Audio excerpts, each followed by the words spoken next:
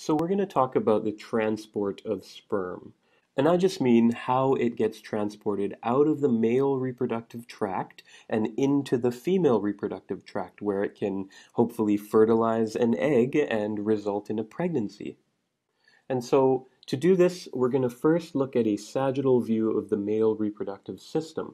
And I'll just show you what a sagittal view is. Basically, it's if we were to look at this blue guy over here, and if we said this is his left side and this is his right side, we would make a cut down his midline, like so, and we would sort of cut away everything on one of his sides. And in this case, we're going to cut away everything on his left side, and then we're going to look. Here's an eye here. We're going to sort of look at his right side, at this cut surface on the right side here. And so when we do that, we find that we see something like that. And so this is what we call a sagittal view. And just to remind you, this would be his right leg. And so the bottom line is that sperm needs to be transported out of our bodies. And so we do that in males via a two-step process. And the first step is called erection. An erection is basically when the penis goes from having very little blood within its core, a state called flaccidity, and I'll write that out, to a state where it's filled with blood. And we call that an erection, when it's filled with blood. And the second step in our two-step process is called ejaculation. And so ejaculation is basically the expulsion of sperm out of the reproductive tract. So let's go into the mechanisms of how this happens. But before we talk about how an erection happens, let's briefly discuss why an erection happens. Actually, let's just clear off some of this stuff here. So believe it or not, an erection actually starts in your brain. And so here we have a brain. And so when you're physically or mentally sexually stimulated by sights or sounds or smells or even thoughts, your brain sends signals to your penis and it can cause an erection. So it does that by sending signals to the blood vessels in the penis, and those signals cause those blood vessels to open up and allow blood into the penis. So it's this filling of the penis with blood which results in an erection. And we'll expand on that in a moment. But first we'll talk about some regional anatomy of the penis. So the base of the penis here, that's called the base or the root. This area here is known as the body. And this area here is called the head or the glans.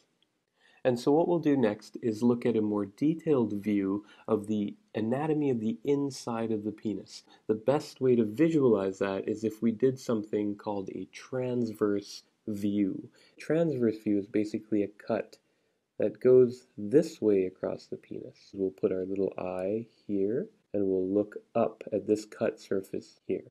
And so when we do that, you'll find that it looks something like this. And so again, this is called a transverse view. So just to orient you, this transverse view is of two different penises side by side.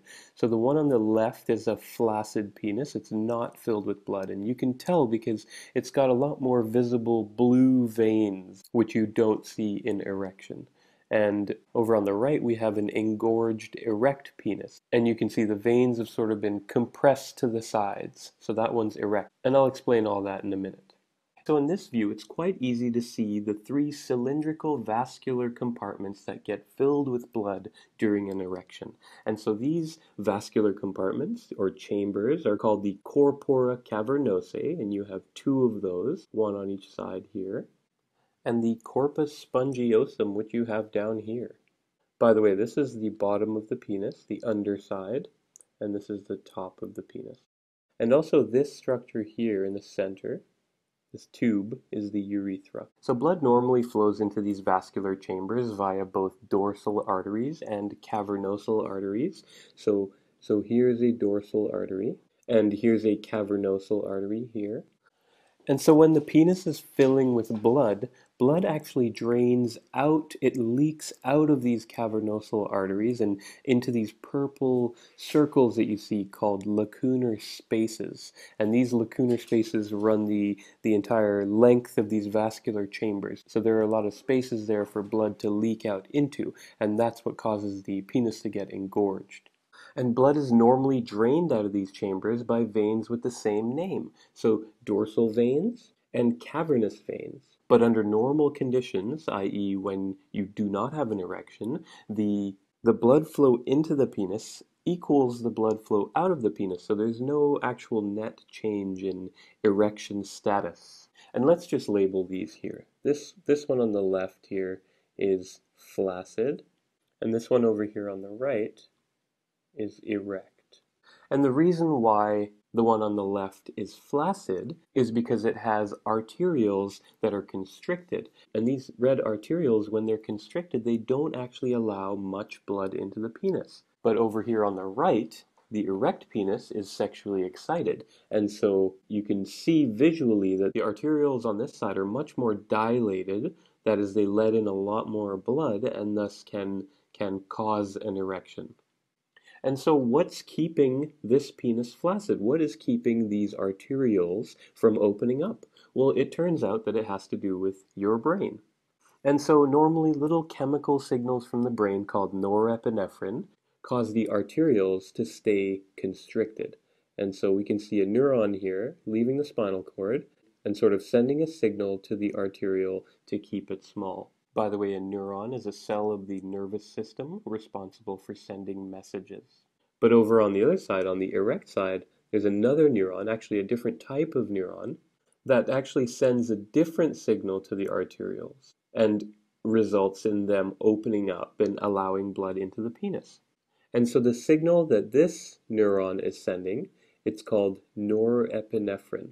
And what norepinephrine is, it's a little chemical signal from a division of the nervous system called the sympathetic nervous system, or the SNS. And that'll become important later on. And the signal that this neuron is sending is NO, or nitric oxide. And this neuron is actually from a division of the nervous system called the parasympathetic nervous system, or the PSNS.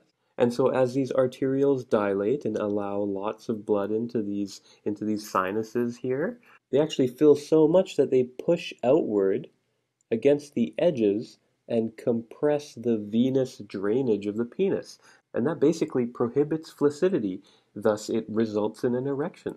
And just to be complete, an erection is reversed when the inflow of blood is stopped, and then the veins are then allowed to open up and allow the blood back out of the sinuses. And then you go flaccid again.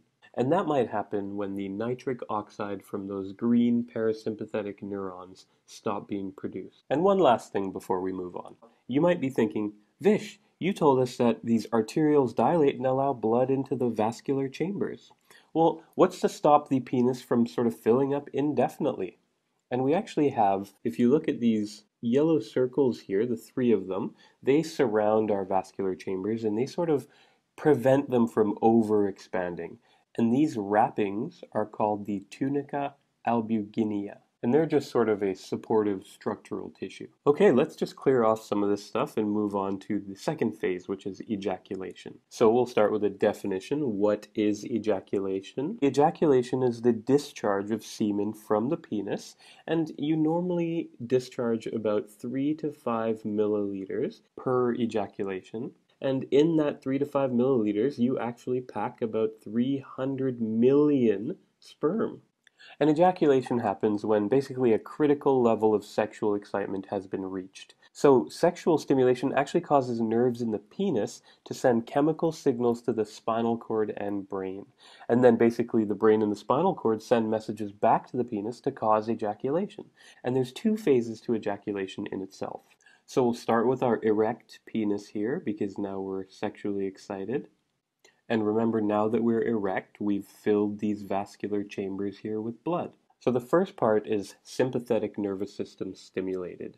Remember, in red we drew these neurons as sympathetic nervous system neurons, and they're going to release norepinephrine, which I'll abbreviate as NE.